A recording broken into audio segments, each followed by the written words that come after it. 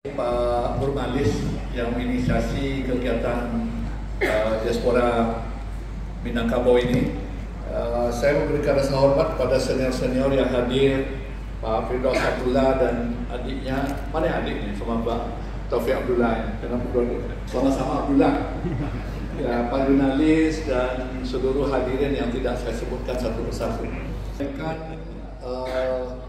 Pertanyaan orang kepada saya, karena saya seorang pendidik, pernah diajak oleh Bang Pasli ke Jakarta, kemudian mengabdi kembali di kampung hari ini.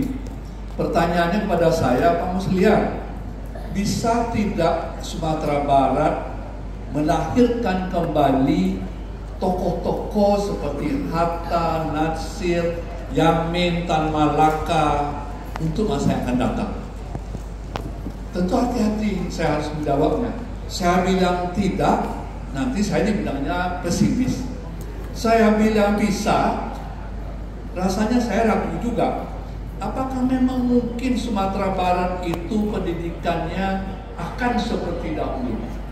Terus terang, Bapak ini saya termasuk orang, tapi mau mengerjakan sendiri dan saya nggak mampu. Walaupun saya diminta juga oleh Pak Gubernur untuk sebagai koordinator MPK, koordinator pakar lah, ada pendidikan di situ, ada macam-macam, tapi masih belum bisa juga kita gerakkan. Tadi Pak Al-Busra dan siapa Bang Pasli yang profesor dari Australia tadi? Pak Zulfan. Salah satu kelemahan orang Minang hari ini, dua kelemahan orang Minang hari ini, karakternya tidak seperti dulu lagi. Kalau dahulu kan fighting spiritnya itu bagus.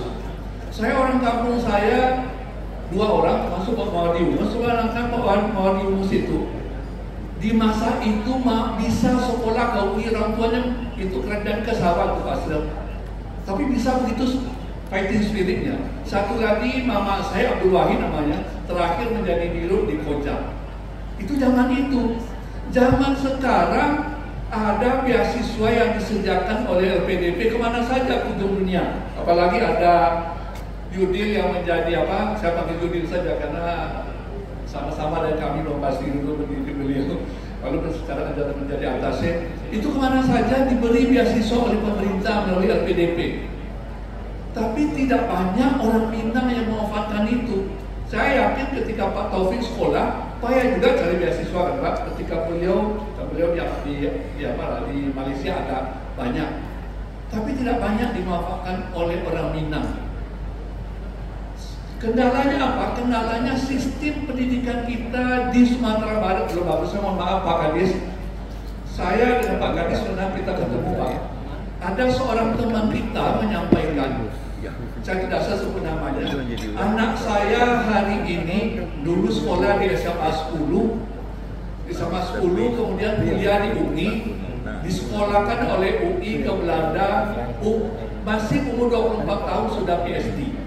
Tapi apa yang dia lakukan ketika SMA itu, dia SMA belajar di sekolah, pergi ke sekolah dari 7 pagi, pulang jam 9 malam. Kenapa bisa dia hebat? Karena dia tidak hanya mengandalkan pendidikan di sekolah saja, dia ambil kursus-kursus, pulang sekolah jam 2, ambil kimia dari jam 2 sampai jam 4, ambil matematik dari jam 4 sampai jam 6, kemudian jam 7 sampai jam 9 ambil bahasa Inggris.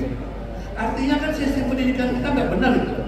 Dia jadi hebat karena pendidikan khususnya. Yudil bisa berkomentar nanti. Ada nggak di luar negeri lembaga kursus berkembang? Nggak ada itu.